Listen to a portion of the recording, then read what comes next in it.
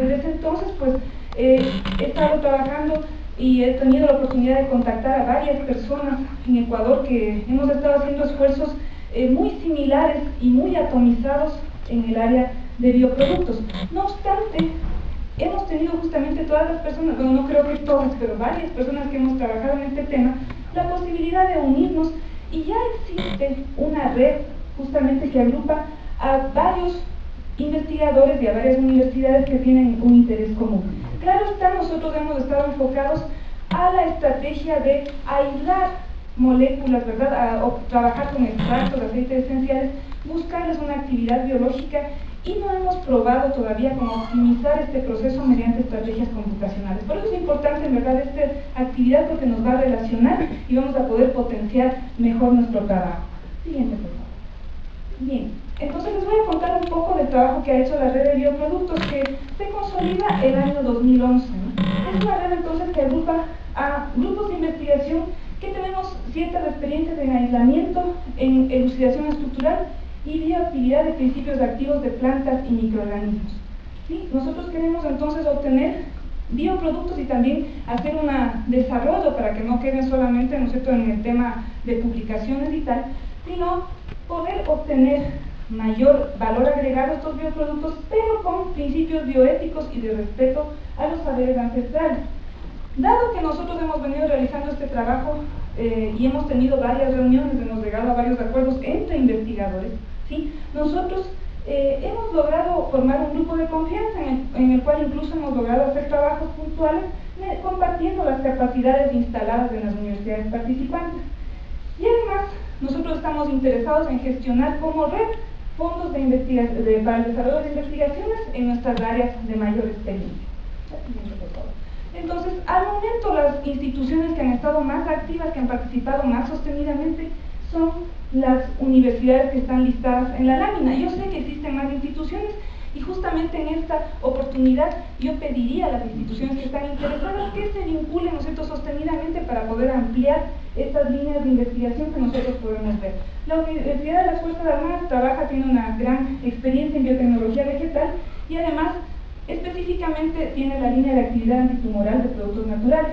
La ESCOL trabaja obviamente por su interés de trabajar con la industria, ¿verdad? El CIBE tiene una gran relación con los productores de banano. Ellos han hecho tamizaje fitoquímico, separaciones cromatográficas y han desarrollado violes con la posibilidad de que sean biopesticidas. La PUSE ha trabajado en la línea, al menos las personas que están vinculadas de la Pontificia Universidad Católica del Ecuador, trabajan en aislamiento y estudios de actividad biológica de hongos endófitos, es decir, aquellos hongos que viven en una sinergia con las plantas, que no les causan daño, sino que comparten funciones y espacios en los tejidos vegetales. La Universidad Central del Ecuador tiene una experiencia en actividad gastroprotectora. La Universidad de Cuenca, a la cual yo pertenezco, tiene la posibilidad y está desarrollando en este momento los ensayos para hacer aislamientos bioguiados de productos naturales, es decir, enfocar el aislamiento a ciertas actividades características y sobre todo que se relacionen con enfermedades prevalentes en nuestra población, como por ejemplo enfermedades metabólicas como son la diabetes, parasitosis, etc. ¿no? Y la UTPL, la Universidad Técnica Particular de Loja, tiene un grupo muy experimentado justamente en elucidación estructural y también ha tenido gran presencia en el tema de extracción, bioactividad y caracterización de aceites esenciales. Entonces, al momento les voy a mostrar un poco con qué contamos cada universidad y, como les digo, estas capacidades se comparten en función de los intereses de las universidades. La UTPL tiene un equipo de resonancia magnética nuclear y además, como el equipo está trabajando constantemente, es un grupo de personas que tienen experiencia en elucidación estructural, la cual es muy importante. Aparte trabajan ya haciendo separaciones tanto a nivel macro y micro, ¿no es cierto?, separaciones gruesas, cromatografías de columna abierta y también métodos más finos. Tienen un laboratorio de análisis instrumental donde tienen los equipos acoplados, ¿no es cierto?, gas masa, HPLC masa, absorción atómica, una planta piloto de tecnología farmacéutica y el laboratorio de cultivo celular. La ESTE tiene el laboratorio de biotecnología vegetal, un microscopio electrónico de barrido y también equipo que nos puede ayudar, ¿no es cierto?, en estos temas. En el CIBE del SPON se hace separación cromatográfica por columnas abiertas y caracterización genética de las especies vegetales. En la Universidad Central se hace actividad gastroprotectora in vitro, in vivo en animales, eso también es algo a considerar, y una granja experimental. En la PUSE se tiene la experiencia para trabajar con hongos endófitos, y en la Universidad de Cuenca tenemos un laboratorio en el cual se montan los ensayos de actividad biológica in vitro. Entonces, todos esta experiencia estaría al servicio, ¿no es cierto?, del grupo y de las personas que se incorporen para poder hacer trabajos más consistentes y poder mirar, ¿verdad?, hacia el futuro, hacia lo que nosotros queremos lograr como investigadores. Adelante, por favor. Obviamente, nosotros tenemos que hacer un análisis también honesto de lo que se ha logrado hasta el momento. Nosotros consideramos que nuestro grupo tiene una fortaleza, el hecho de estar en relación, el haber formado un grupo de confianza de investigadores y de tener propuestas para el desarrollo de investigaciones en el área de bioproductos. En este año hemos logrado hacer presencia en congresos y en eventos internacionales, hemos llevado justamente nuestra red para que se conozca en otros países y que pueda tener también interés de instituciones extranjeras que puedan colaborar. Y además se han generado publicaciones científicas en revistas de corriente principal, pero, por favor, también tenemos que listar las dificultades que se encuentran en este trabajo, ¿no? Las dificultades justamente es necesario, ¿sí?, que las instituciones que albergan a los investigadores nos den justamente las facilidades que necesitamos nosotros para concretar nuestras iniciativas de investigación.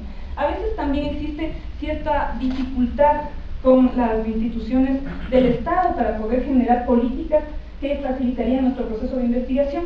Hemos hablado en muchas reuniones con varias personas que les encuentro aquí en el auditorio sobre la dificultad de trabajar con grandes cantidades de solventes, acceso a líneas celulares, acceso a los recursos vegetales, obtener los permisos, etc., y falta de recursos económicos. Y obviamente estas dificultades causan desmotivación en los investigadores. No obstante, nosotros, a pesar de las dificultades, con esfuerzos puntuales hemos seguido trabajando y manteniendo un poco el espíritu de la red. Y yo veo, como les digo, esta situación muy promisoria, muy interesante, que nosotros ahora tenemos la presencia de investigadores extranjeros de gran experiencia que nos van a dar una idea de cómo optimizar nuestro trabajo para guiarle hacia resultados efectivos. Por esta razón agradezco mucho su presencia y yo creo que podríamos ya empezar pues con el resto del foro. Gracias.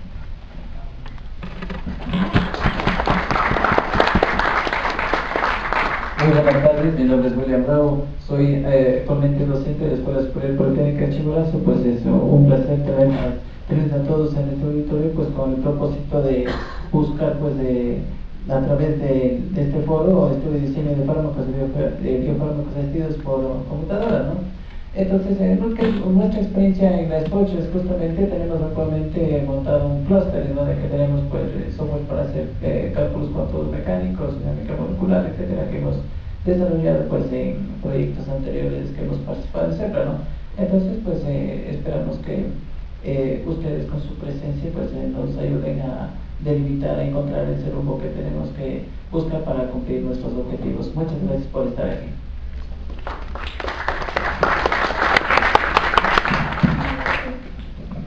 Buenas tardes a todos. Ahora vamos a Buenas tardes a todos. Quiero comenzar, por supuesto, agradeciendo a la Universidad de San Francisco de Quito por haberme dado la oportunidad de estar aquí y poder hablar un poco sobre la experiencia que he tenido en esta área. Cabe destacar que mi formación básicamente ha sido en el área de química computacional, en el área enfocado hacia cálculos de FT y cálculos de ab initio y esta clase.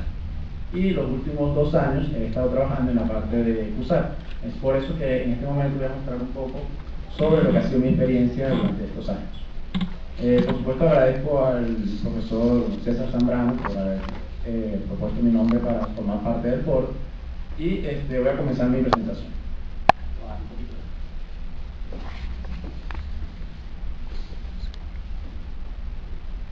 El contenido que lo he estructurado de la siguiente manera. Vamos a hablar primero de las terminologías que son más usadas en el área de QSAT, las disciplinas que se encuentran en el descubrimiento del fármaco, una breve historia sobre QSAT, posteriormente hablaremos de los descriptores moleculares, algunos ejemplos sobre QSAT que ya se encuentran en la literatura, posteriormente hablaré un poco, muy resumidamente, de la parte de QSAT 3D y de los métodos de DFT-QSAT. En cuanto a las terminologías más usadas que ustedes pueden encontrar en la literatura, se encuentran, para iniciar, con las SAT, ¿cierto? Fueron, digamos que, las primeras que se comenzaron a ver en el siglo XIX. ¿cierto? También vamos a encontrar lo que son las USPR, donde podemos encontrar la relación entre la estructura y la propiedad, una propiedad físico-química de una molécula, como por ejemplo el punto de ebullición relacionado con su momento dipolar y algún tipo de relaciones de ese tipo, ¿cierto? Y también vamos a encontrar lo que son las QSAR. En las QSAR lo que se busca es específicamente evaluar alguna función biológica, farmacéutica, tal como la absorción, el metabolismo, la concentración letal, la concentración inhibitoria. Y por supuesto, más recientemente, entonces vamos a encontrar lo que son las DFT QSAR, la QSAR 3D y las DOMS. En cuanto a DFT, para los que desconocen el término, se trata de teoría de funcional de la densidad. La QSAR es relación estructura-actividad cuantitativa, esta es relación estructura-propiedad cuantitativa, y la SAR simplemente relación estructura-actividad. Okay. En cuanto a las disciplinas que se encuentran más involucradas en esta área, podemos mencionar la medicina, la fisiología, la farmacología, la biología molecular, la química medicinal, la química analítica, la química estructural y computacional y la bioinformática. En esta área de la bioinformática, por supuesto, contamos con la participación del doctor Giovanni, que nos va a hablar un poco sobre esa parte. Y en la parte de química estructural y computacional, enfocado hacia QSAR y QSAR 3D, también contamos con la participación del doctor Luis y vamos a tener información valiosa. De mi punto de vista, me parece que este foro, por supuesto, va a traer mucho beneficio al desarrollo de la investigación en el Ecuador en este sentido, y esperamos que, por supuesto, para allá, cuando podamos tener buenos resultados, podamos comenzar a generar publicaciones, ¿cierto? Y, por supuesto, que se vaya reforzando el grupo, ¿no? Ok, en cuanto al desarrollo, el tiempo que normalmente se establece como el tiempo necesario para desarrollar un fármaco, se dice que tarda entre 10 y 15 años. Y inicialmente lo que se hace es identificar la enfermedad, ¿cierto? Aislar la proteína que está involucrada en la enfermedad, posteriormente encontrar un fármaco efectivo contra la proteína, luego se realizan las pruebas clínicas y eso tiene que pasar por una serie de organismos que van a probar, por supuesto, que esto pueda salir al mercado. Luego vienen las pruebas clínicas y finalmente la FDA y la NDA, que aprobarían en el caso, por supuesto, para Estados Unidos, ¿no? En principio esto daría de 10 a 15 años. Por supuesto, la idea sería poder optimizar ese tiempo, ¿cierto? Poder desarrollar fármacos de una manera mucho más eficiente y más rápida. En conversaciones, por ejemplo, con las personas que estamos involucradas en esta red, hemos establecido que efectivamente se podría hacer algo.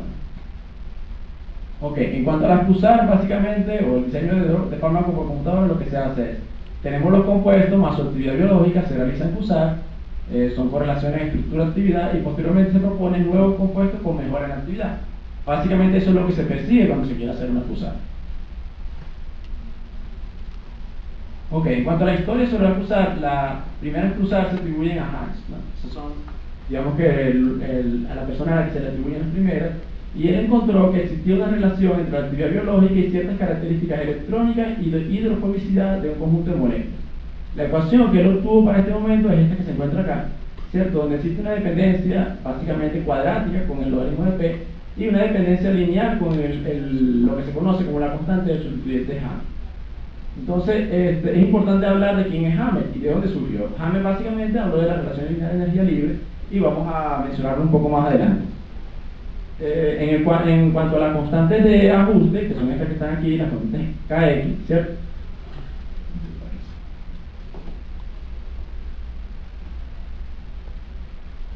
Ok, entonces el logaritmo de P, por supuesto, desde los tiempos que comenzaron a usar hasta ahora, es muy importante, y es muy importante por el hecho de que una medida de la hidrofobicidad de la molécula, y por supuesto nos va a indicar si la molécula tiene la capacidad de atravesar la membrana o no, ¿cierto? De hecho, dependiendo del valor del logaritmo de P, yo podría inclusive decir si esa droga es posiblemente un fármaco eficiente o no, solo conociendo ese valor. Entonces, este valor generalmente se puede determinar tanto experimental como computacionalmente. Por supuesto, ya de hecho, digamos que los últimos 10 años que se ha venido trabajando en QSAR, lo que se hace es que se determina computacionalmente, porque se ha encontrado que los métodos computacionales lo predicen con muy buena exactitud. Ok, entonces en cuanto a la ecuación de Hammett, que es lo que se conoce como relación lineal de energía libre, ¿cierto? Él fue un trabajo básicamente del área de fisicoquímica orgánica, donde se encontró una relación entre la constante de velocidad de hidrólisis de los ésteres de ácido carboxílico y la constante de hidrodionización de los ácidos correspondientes. De esta manera él encontró una ecuación de este tipo, ¿cierto? Donde el parámetro ρ entonces es el que tenía que ver con la constante de la reacción y el parámetro sigma es lo que se conoce como constante de sustituyente. Digamos que de aquí es donde nació mi iniciativa de comenzar a trabajar con pulsar, porque en el área que yo he trabajado de físico-química orgánica hacemos muchas correlaciones de este tipo y entonces comenzó a querer incursionar en esta área. O sea, básicamente una reacción de disociación de un ácido, por supuesto muy sencillo, ¿cierto? Que ustedes ya deben conocer. Okay. En cuanto a los descriptores moleculares, es muy importante describir que es un descriptor, ¿cierto? Para tú acusar se debe llevar a cabo una regresión múltiple. Básicamente es una regresión de varias variables, donde estas variables independientes son los que se conocen como los descriptores, ¿cierto? Y la variable dependiente sería entonces lo que se conoce como la actividad biológica. En la práctica, por supuesto, seleccionar los descriptores es muy difícil. De hecho, generalmente podemos tener miles de descriptores y poder llegar a decir cuáles son los descriptores que mejor me van a describir la actividad no es una tarea fácil. Y por supuesto existen muchas técnicas para poder seleccionarlos y decir, estos van a ser los descriptores que me van a describir una actividad tal. Entonces, podemos encontrar, por supuesto, los descriptores, yo lo he clasificado de esta manera, no necesariamente es así, existen muchas clasificaciones, pero por ejemplo podrían ser los basados en propiedades físico-químicas, como es el logaritmo de P, la refractividad molar, el pKa, el momento dipolar, y todos estos se pueden determinar computacionalmente. ¿Correcto?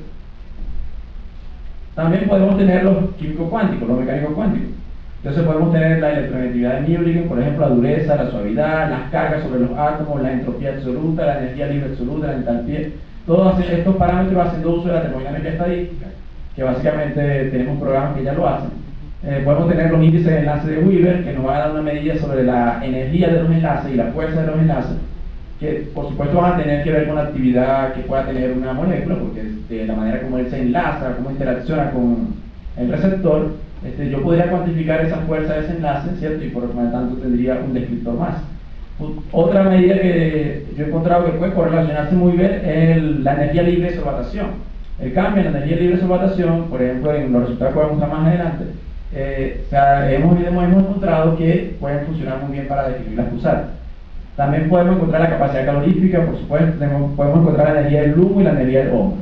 Aquí hay algunos que son muy comunes en la literatura y otros que, bueno, yo he intentado ir colocando, como la energía libre de solvatación, por ejemplo, la energía libre absoluta, la entalpía, que no los había encontrado en la literatura y me pareció importante, digamos que añadir. Por supuesto, todo esto se puede determinar y en el caso específico de lo que yo he hecho, he usado la teoría funcional de la densidad. No quiere decir que no se pueda usar otra, pero por ejemplo, uno de los resultados que encontramos es que cuando usamos métodos semiempíricos como PM3, los resultados por supuesto no son iguales a los que usamos DPT. De hecho, las correlaciones que podemos encontrar con un método semiempírico como un PM3, podemos encontrar un factor de correlación, R de correlación de 0.84 y con el DPT encontramos hasta 0.96, lo cual nos indica que efectivamente mejora mucho el R de correlación. Entonces, por eso es que he venido usando la parte de la teoría funcional de la densidad. Por supuesto, la teoría funcional de la densidad no es algo que yo lo estoy usando y que yo lo he diseñado, por supuesto es algo que existe, que se utiliza en todas las áreas de la química, de la informática, y es muy utilizado porque ha demostrado que puede predecir de una manera muy adecuada tanto reactividad de moléculas y una cantidad de parámetros que ustedes pueden, por supuesto, buscar en la literatura y van a encontrar información sobre eso. Ok, en cuanto a algunos ejemplos que voy a mostrar sobre pulsar, tenemos por ejemplo un caso del nolignano, la cual tiene actividad antifunke. Y digamos que lo tomé como ejemplo porque ahora estamos interesados en una parte de los hongos, de las plantas y toda esta parte, por ejemplo en el caso del cacao, y me llamó la atención y dije, bueno, que podría ser que de repente pudiésemos hacer algo en ese campo. Por supuesto, yo no soy biólogo, entonces no sé cuán diferencia tenemos entre tener un hongo de este tipo y hongo de planta, pero bueno, esa es la idea. En cuanto a los cálculos que ellos hicieron, ellos estudiaron 3 series de compuestos, cada serie de 6 compuestos. Como podemos ver, en este caso, por ejemplo, tenemos 6 compuestos, donde tienen 2 grupos metoxi, ¿cierto? Y van variando los sustituyentes en la posición R4, R3, R2 y R1. Posteriormente, lo que hicieron fue que quitaron uno de los metoxis acá, ¿cierto? Y variaron nuevamente las posiciones. Y de esa manera entonces manteniendo diferentes sustituyentes, diferentes compuestos. Y por último, entonces lo que hicieron fue una reducción del alcohol lo llevaron a la forma aceto, y entonces tuvieron los otros 6 compuestos. En cuanto a los descriptores que ellos utilizaron, por supuesto utilizaron lo que normalmente se usa, que es la área superficial, el volumen molecular, el coeficiente de partición octanol-agua, la energía de hidratación, y por supuesto cada uno con programas diferentes. En cuanto a la metodología empleada, ellos utilizaron semi-empírico, usaron PM3 para los 18 compuestos, se utilizó también la regresión lineal múltiple, se encontraron que podía tener buena capacidad predictiva, ¿cierto? Y encontraron que los descriptores que mejor se correlacionaban con la actividad eran la energía de hidratación y la carga sobre el átomo seguro. Esos fueron los resultados que ellos encontraron en ese momento, ¿cierto? Y de esa manera pudieron predecir 10 posibles estructuras que podrían mejorar la actividad. En cuanto a los resultados, por supuesto, esta fue la ecuación que ellos obtuvieron: un R cuadrado de 0,86 y un cross validation de 0,8 con una desviación estándar muy cerca de 0. Entonces, lo que les indicaba a ellos que efectivamente el modelo era bastante bueno para describir la actividad de esta molécula. Y de esta manera, entonces ellos propusieron 10 nuevos compuestos que se muestran acá y que no sé si le probaron la actividad después, pero la idea era que, por supuesto, lo ideal sería que se le pudiera probar, porque esa es otra cosa. Una vez que yo pueda desarrollar QSAR y pueda proponer nuevas estructuras, de alguna manera, tiene que haber la colaboración con los grupos que van a hacer la parte de la actividad biológica, ¿cierto? Para confirmar si efectivamente, digamos que la metodología QSAR que estoy utilizando es apropiada para ese tipo de sistemas. Ok, en cuanto a la QSAR 3D, de la que le va a hablar más claramente nuestro amigo Luis, se trata entonces de mapear básicamente en un espacio 3D, por ejemplo, las propiedades como la hidrofilicidad, los puntos aceptores de enlace de hidrógeno, donantes de enlace de hidrógeno y cualquier otra propiedad que yo pueda caracterizar, ¿cierto? En general lo que se hace es que se superpone y se tiene un patrón general 3D sobre las regiones fundamentalmente importantes, ¿no? Uno de los más usados es el CONFA, por supuesto que es un software que hay que comprarlo y es costoso. Entonces, por ejemplo, el amigo Luis y el amigo Giovanni han estado trabajando en el diseño de software para este tipo de estudios y oye, a mí me parece que sería muy interesante poder, por supuesto, probarlo y poder utilizarlo. Y claro, la otra cosa muy importante es que sea bastante amigable a la hora de usarlo, ¿no? Cualquier persona con un conocimiento de química básico o por lo menos de licenciatura pueda utilizar el programa, ¿no? Esa es otra cosa importante que se tiene que manejar. Ok, por la información que vamos a obtener del CONFA, por supuesto, según lo que viene en la literatura, es que dependiendo de la región, el color de la región me va a dar información sobre alguna propiedad de la interacción de la molécula, ¿cierto? Ok, por ejemplo, podemos obtener también cosas como estas. Utilizamos, de hecho, se ha desarrollado un nuevo inhibidor potente de la ciclina humana tipo 2, ¿cierto? Y por supuesto, en lo que es la parte de FT-QSAR, entonces encontramos en la literatura algunos ejemplos. Uno de los ejemplos es este que les muestro acá, donde se estudiaron 53 compuestos con 3 núcleos diferentes: núcleo A, núcleo B y núcleo C, ¿cierto? Podemos ver que son ácido carboxílico, ácido benzoico sustituido, aldehído sustituido, ¿cierto? Y de esa manera se pudieron hacer correlaciones. En este caso ellos encontraron muy buenos resultados con R de 0,98, ¿cierto? Y entonces me parece que, por supuesto, combinaron todos sus resultados junto con CONFA, ¿cierto? Y entonces me parece que ellos pueden predecir de una manera bastante exacta, con buena exactitud, la actividad de nuevas moléculas. Otro ejemplo que encontré en la literatura y que me pareció interesante mostrar es uno basado en los índices de electrofilicidad basados en TFT, ¿cierto? Y usar para el estudio contra lo que es la leucemia.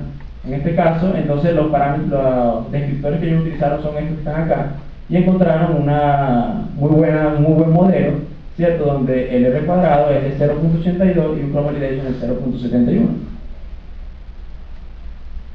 Por supuesto que otra de las preguntas que nos haríamos es que si se han descubierto diseños de algún fármaco se ha descubierto con el diseño que se ha usado, que ellos, la QSAR tiene mucho que ver en el desarrollo de este tipo de compuestos.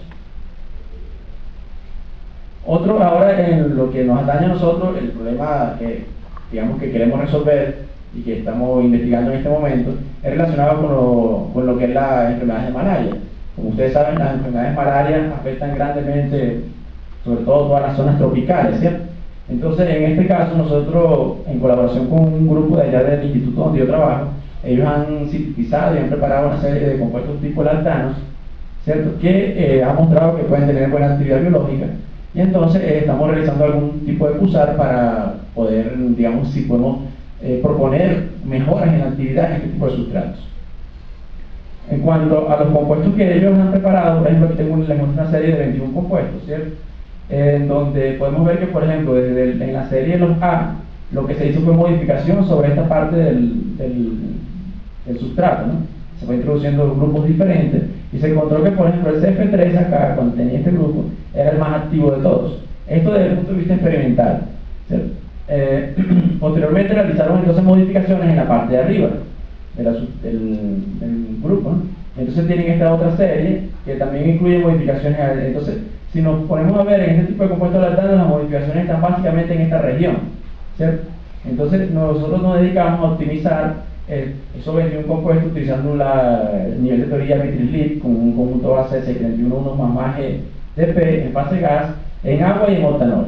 Lo hice en las tres fases porque, como les comenté anteriormente, quería trabajar con lo que era la energía libre de solvatación, ¿cierto? Entonces hay varias formas de calcular esa energía libre de solvatación. Yo puedo utilizar la fase gas y estimarla, o puedo optimizarlo directamente con la solución, ¿cierto? Y se ha encontrado que optimizar directamente con la solución puede cambiar notablemente la geometría. De hecho, nosotros lo encontramos. Inclusive cuando utilizamos solvente, encontramos que la energía del humo, la energía del humo, por supuesto, cambia. En cuanto a los descriptores que nosotros utilizamos, por supuesto, intentamos abarcar una cantidad considerable. Por supuesto hay más, inclusive tenemos más descriptores, pero digamos que aquí coloqué los que me parecieron más importantes o que conseguían predecir de mejor manera la actividad. Lo primero que se debe hacer cuando tú quieres determinar si tus descriptores son adecuados es construir lo que se conoce como una matriz de correlación. En esa matriz de correlación, entonces, normalmente se escoge que todos aquellos descriptores que tengan un coeficiente mayor que 0,4 o 0,5 con el IC, entonces pueden ser buenos para describir la actividad. Y por supuesto, la otra cosa importante es que ellos no pueden ser colineales entre ellos, porque si son colineales entre ellos, entonces yo estaría contando dos veces la misma cosa. Entonces lo que hago es que, por supuesto, los que son colineales los descarto, o no los descarto, sino que los separo y los correlaciono por separado. De esta manera, entonces, los resultados que obtuvimos se muestran acá. O sea, por ejemplo, tenemos que con el número de oxígeno, la energía electrónica y la energía de solvatación obtenida a partir de la optimización en fase gas, ¿cierto? Obtenemos que un R cuadrado de 0.96 y un Cross Validation de 0.85. Por supuesto, a mí me parece que son resultados buenos para esta parte, ¿cierto? Pero me gustaría ir un poco más allá y estamos ahora en la parte esta de intentar hacer la parte 3D, poder llevarlo a buscar el receptor, y si pudiésemos hacer docking también sería ideal, ¿no? Para tener digamos, una publicación de mayor impacto. Por supuesto, aquí están mis datos, mi correo, mi teléfono, por si acaso algunas personas quieren conversar conmigo después. Y muchas gracias por su atención. Voy a introducir algunos conceptos muy fundamentales de lo que es QSAR, y en la segunda parte les voy a contar un poco nuestra experiencia en el Laboratorio de Química Computacional de la Universidad de los Andes en la parte de relaciones cuantitativas de estructura-actividad. Como les digo, yo vengo de la Universidad de los Andes en Mérida. Mérida es una ciudad que se parece mucho a Quito, debo decirles, en el sentido de que al igual que Quito está en los Andes y tiene un clima muy muy parecido. Bueno.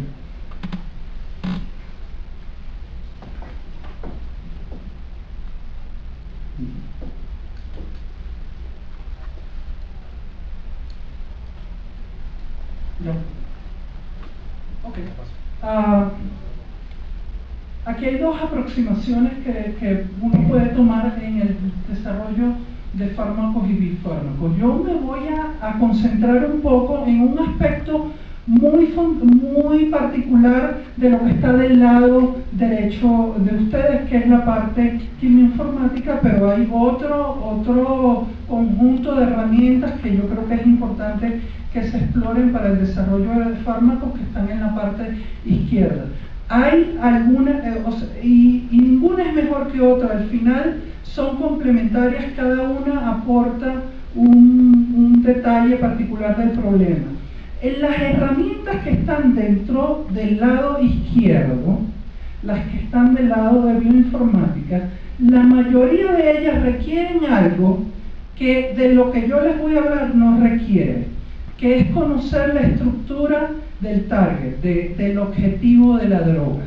En ese sentido, las herramientas de QSAR no requieren que usted conozca la diana de la droga, o sea, cuál es su objetivo. Y eso es, digamos, una ventaja de los estudios de QSAR, porque para muchos problemas usted no sabe cuál es la proteína o cuál es el objetivo de la droga que usted está introduciendo. Sin embargo, esas herramientas son muy importantes, sobre todo a la hora de tratar de diseñar nuevas estructuras o nuevos fármacos desde el principio, es decir, desde cero. En ese sentido, ese no es el tema que yo voy a tocar. Yo voy a tomar un énfasis más farmacológico, es decir, en vez de enfocarme en el objetivo, en la diana, me voy a enfocar en el arma con que le voy a pegar a esa diana. ¿Okay?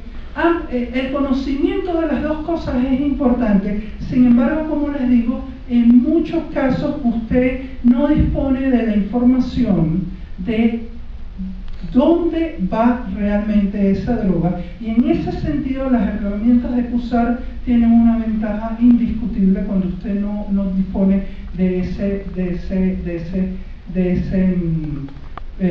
conocimiento en particular. Por otro lado, muchas de las herramientas de bioinformática son computacionalmente muy demandantes y por ejemplo, para laboratorios como de los que yo provengo, donde los recursos computacionales son escasos, tener herramientas que sean computacionalmente, digamos, no demandantes es fundamental, ya que el tipo de cálculos que podemos hacer es a veces realmente limitado. Ok, les voy a tratar de definir lo que es QSAR, que es al final de lo que les vine a hablar acá. QSAR es un conjunto de herramientas, no es una sola cosa, es un conjunto de herramientas que usted tiene allí y que en general están diseñadas para tratar de encontrar relaciones estadísticas significativas y bueno, habría que ver lo que significa que sean relaciones significativas entre, por un lado, propiedades estructurales de la molécula que usted tiene, o propiedades que se puedan derivar de su estructura, y por otro lado, la actividad biológica o la toxicidad o algún parámetro que mida cómo una droga en particular afecta una cierta enfermedad. Este es un conjunto de compuestos que, en mi caso, les debo decir que están relacionados de alguna forma estructuralmente, pero podrían eventualmente no estar relacionados. Si usted va a hacer QSAR, usted tiene que creer fielmente en algo, y es que la actividad biológica de un fármaco depende de alguna forma de la estructura de ese fármaco. Si usted no cree eso, simplemente no haga QSAR, trate de usar otro tipo de herramientas, pero si usted las va a usar, su tesis fundamental es que la actividad biológica está encriptada de alguna forma en la estructura, y lo que tiene que tratar ahora es desencriptar toda esa información que está contenida en la estructura. Una tesis que se deriva de lo anterior es que moléculas que son similares estructuralmente tienen actividades similares. Esa es una tesis básica de eventualmente cualquier estudio farmacológico, y en la cual las herramientas que yo les voy a mostrar, que son de similaridad molecular, digamos, van a tratar de explotar eso. Ok, la idea es esta. Un estudio de QSAR tiene eventualmente tres cosas. En primer lugar, necesitamos un conjunto de actividades experimentales. Es decir, yo no soy experimentalista, pero alguien tuvo que medir la actividad de unas moléculas. Las herramientas de QSAR no son herramientas de primeros principios, en el sentido de que usted puede, a partir de un cálculo, poder hacer predicciones. Son herramientas empíricas, en el sentido de que usted necesita información experimental de la estructura de los fármacos que usted va a usar y de su actividad biológica. Si usted no dispone de un conjunto de actividades biológicas, no haga acusar. Las actividades biológicas para nosotros van a ser las IES, las variables dependientes eventualmente del estudio. Lo otro que necesita, como recalcaron anteriormente, son un conjunto de propiedades estructurales, que las vamos a llamar descriptores. Esos descriptores pueden venir de muchas formas. Pueden ser empíricos, como por ejemplo la constante de Hammett, pero pueden venir también de un cálculo de estructura electrónica, semiempírico, o usando la teoría funcional de la densidad, o pueden venir de la conectividad de las moléculas que ustedes tienen, si esos descriptores se calculan de alguna forma usando una receta de teoría de grafos. En fin, usted necesita un conjunto de descriptores. Para conseguir esos descriptores, lo mejor es que usted tenga alguna noción de cómo trabaja el fármaco, porque si no podría poner allí cualquier cosa, y la idea es de entrada poner descriptores que uno piense que realmente están correlacionados con la actividad biológica. Así que así no disponga de cuál es la estructura del target, del objetivo de la droga, sería bueno que sepa algo de cómo ese fármaco va a actuar para que seleccione unos buenos descriptores, porque si no los podría estar seleccionando con los ojos cerrados y podría obtener cualquier cosa. Y lo último que necesita es un método estadístico de análisis. Usualmente esos métodos pueden venir de estadística lineal, multivariada, pero podrían venir de usar redes neuronales o algún tipo de mecanismo no lineal de conseguir relaciones entre un conjunto de variables dependientes y un conjunto de variables independientes.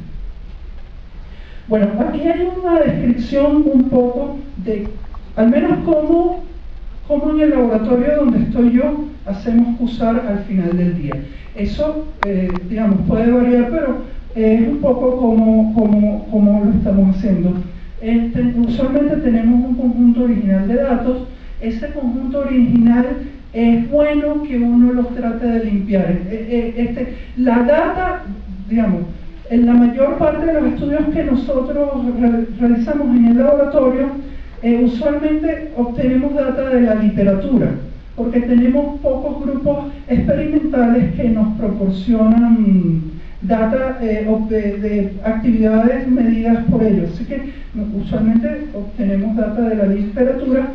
Esa data de la literatura, o sea, si está publicado, no confíen 100% en todo lo que está publicado. Mucho de la data de la literatura tiene información errónea, desde información de estructuras que están erróneas, que a veces no es culpa de los que publican eso, sino que, bueno, un error lo tiene cualquiera, como actividades que cuando uno las ve uno sospecha que están malas. Entonces, lo primero que tratamos de hacer es depurar la data.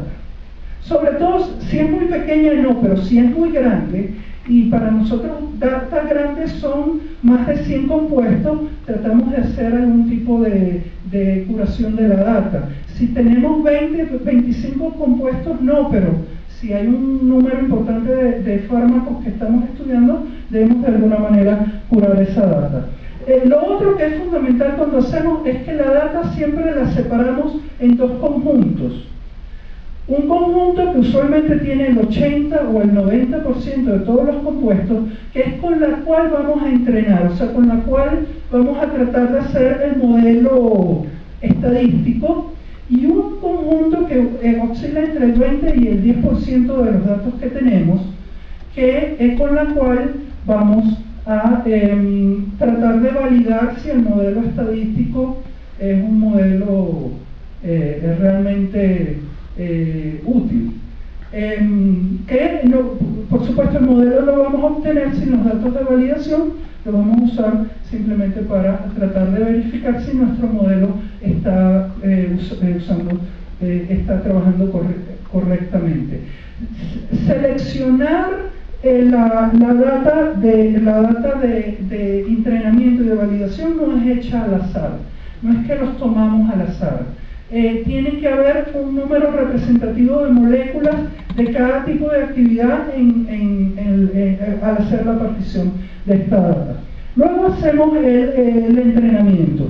En nuestro caso, nosotros usamos, podemos hacer modelos de dos formas diferentes, usando relaciones de similitud y simplemente análisis multivariado, o tomando las similitudes en bruto, lo que nosotros llamamos las similitudes en bruto, y usando una técnica estadística que se llama relaciones lineales parciales.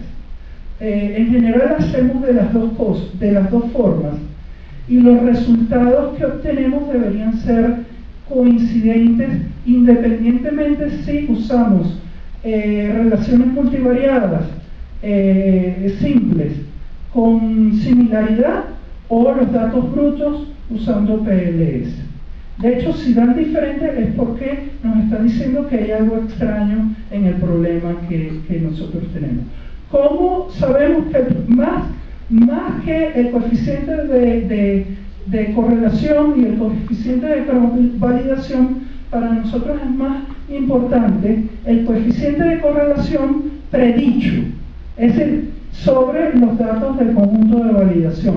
Pero en general tenemos tres factores que consideramos: el coeficiente de correlación del entrenamiento, el coeficiente de cross-validación del entrenamiento, el coeficiente de correlación de los datos del conjunto externo de validación, y un test de randomización, aleatoriedad, donde las IES, las variables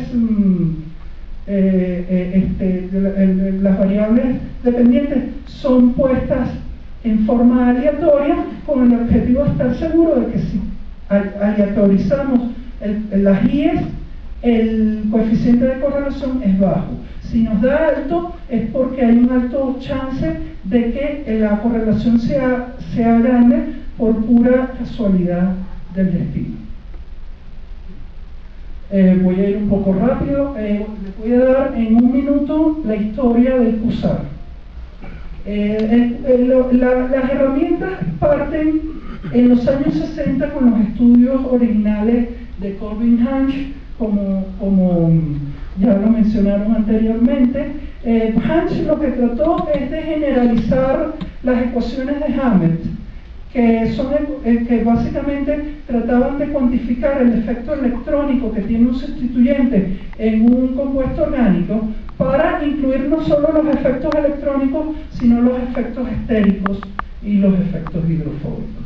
Es decir, la idea de Hammett es tener una correlación lineal de energía libre que no solo incluya los efectos electrónicos, sino también que incluya los efectos hidrofóbicos y los efectos estéricos.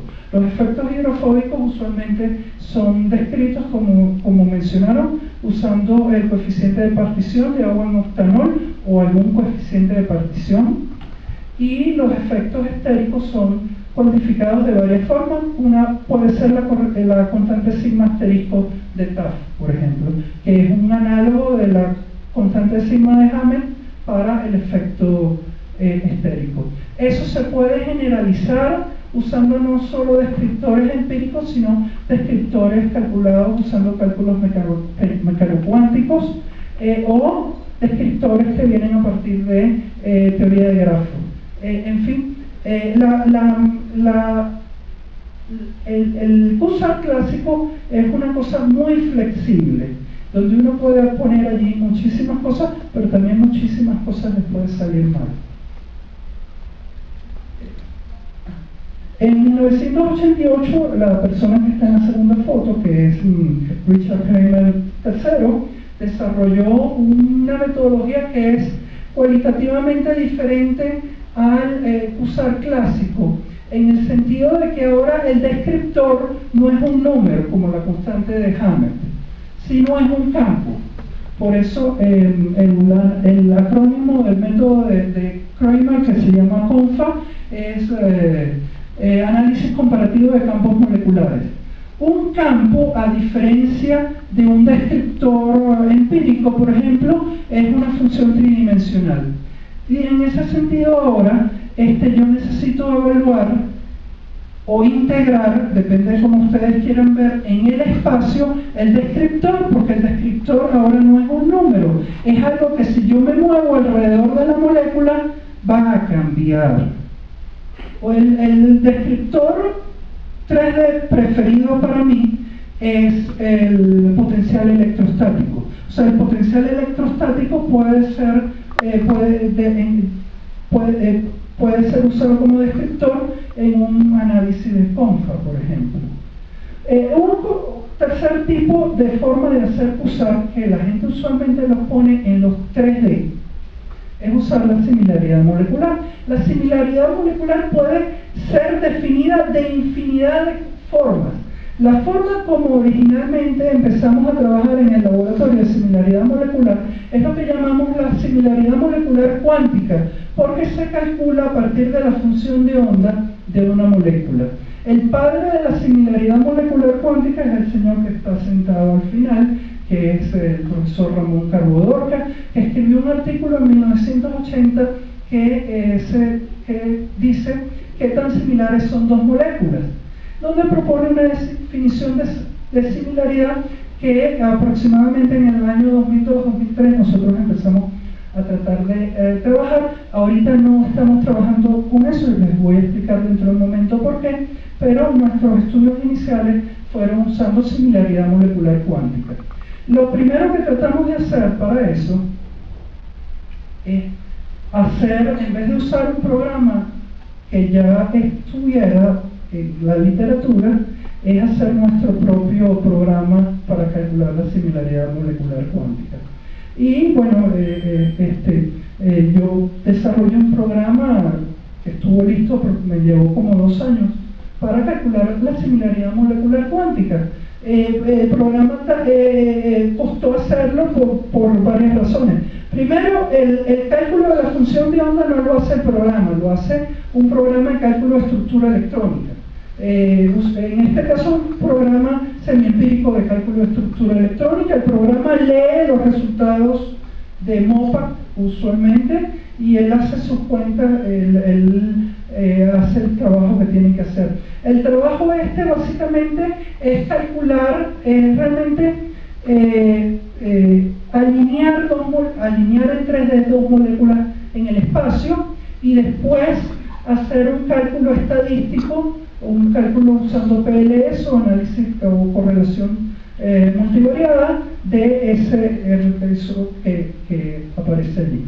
Para comprobar si el programa estaba bien hecho o no, usamos un test que es clásico en cualquier QSAR 3D, que es uno de los más usados, para comprobar si un programa QSAR 3D funciona o no, que es el test de los 31 esteroides de Kramer. Ese fue el problema que estudió Kramer originalmente en el método CONFA en 1988. El problema es básicamente que uno tiene 31 esteroides. Esas son hormonas. Por ejemplo, la número 21 es la testosterona y la número 6 es la corticosterona, ¿no? Se tienen para los 21 primeros esteroides, que como ven todos se parecen mucho, en el sentido de que todos son 4 anillos, 3 anillos de 6 miembros y un anillo de 5 miembros. Para los 21 primeros se tienen la actividad para 2 receptores, un receptor masculino y un receptor femenino. Un receptor afín a la corticosterona y un receptor afín a la testosterona.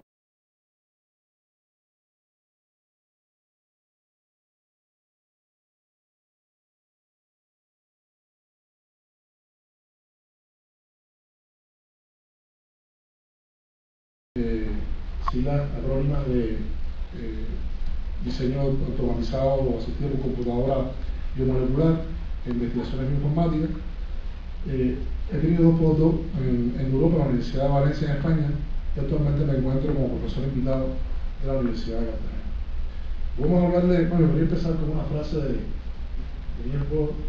No sé que la predicción es difícil, especialmente acerca del futuro. Hemos estado hablando de métodos computacionales que tienen la idea de predecir el comportamiento de moléculas con el propósito de buscar racionalidad en la búsqueda de nuevos fármacos.